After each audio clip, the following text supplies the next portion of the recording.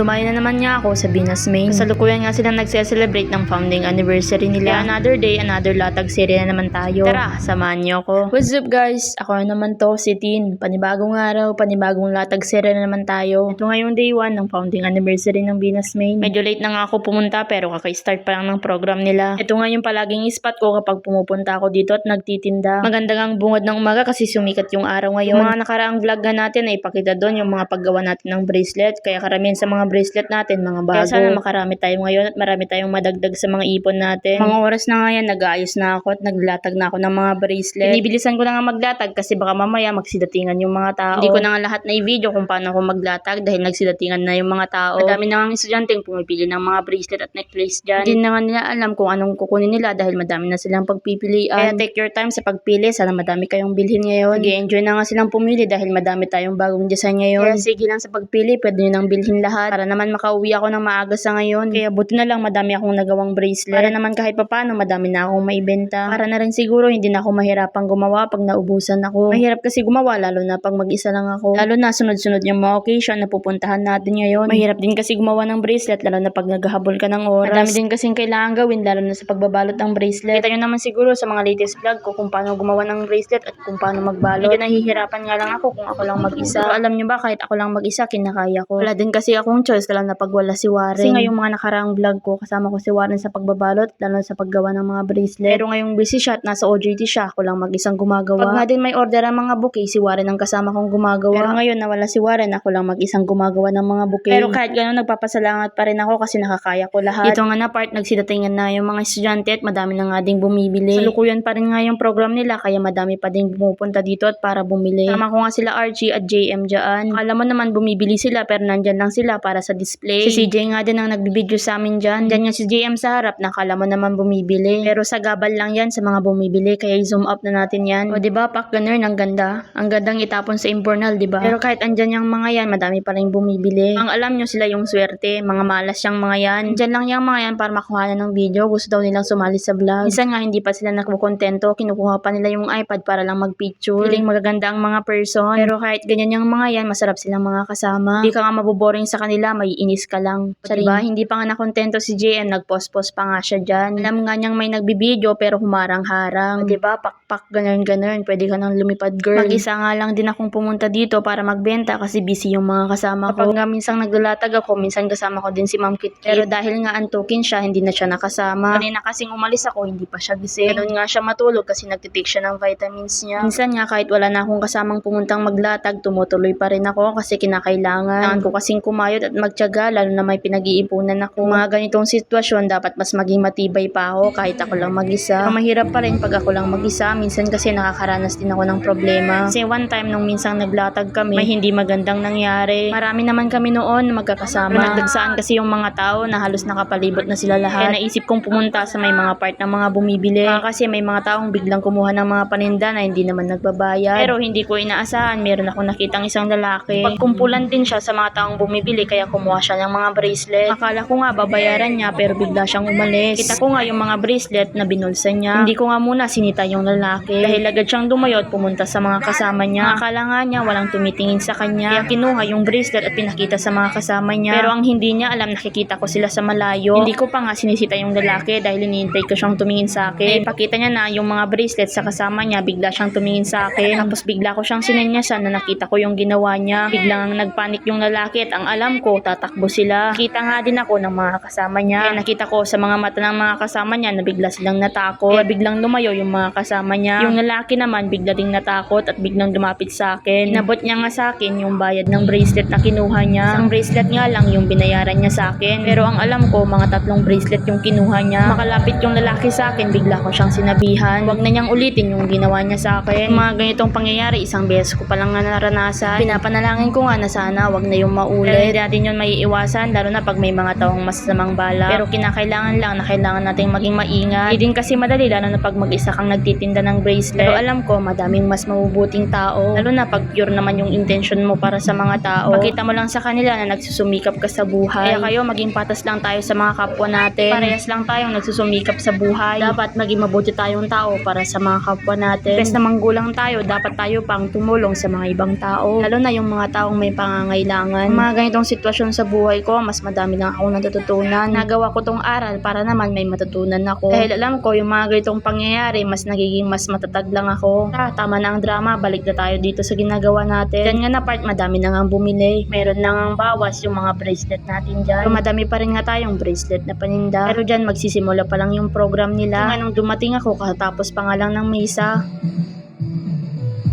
At dito na nga na part, hindi na nga ako nakapag-video. Dami nga bumili pero hindi ko na na-videohan. Medyo gumagabi na nga kaya naglipit na ako. Pero hindi pa kami uuwi ngayon dahil nagyaya nga si Saijan na manood ng pageant. Kasi nga sasali yung girlfriend niya. Kung nga na part, sumali nga kami sa bingo at nanalo nga kami. CJ nga kumuha ng premyo namin at nanalo nga kami ng 5 kilong bigas. Saya-saya nga ni CJ dahil may nakuha na siyang bigas. Ipang sasali na sila sa bahay nila. Diyan nga na part, nag-award na sila kung sinong mananalo. Nakabahan na nga si Saijan yan dahil baka hindi matawag yung girlfriend niya. Sa ilang oras na paghihintay, sa wakas nanalo din yung girlfriend niya. Hindi nga namin na videohan kasi nga tumatawag si Kit kanina at pinapagalitan na ako. Dahil nga ginabi na nga kami. Ito na nga lahat yung napagbentahan ko. Napakita ko nga ito para hindi magyabang. Napakita ko to para maging inspirasyon sa inyo. Kaya natin gawin ang mga bagay, sipagan lang natin.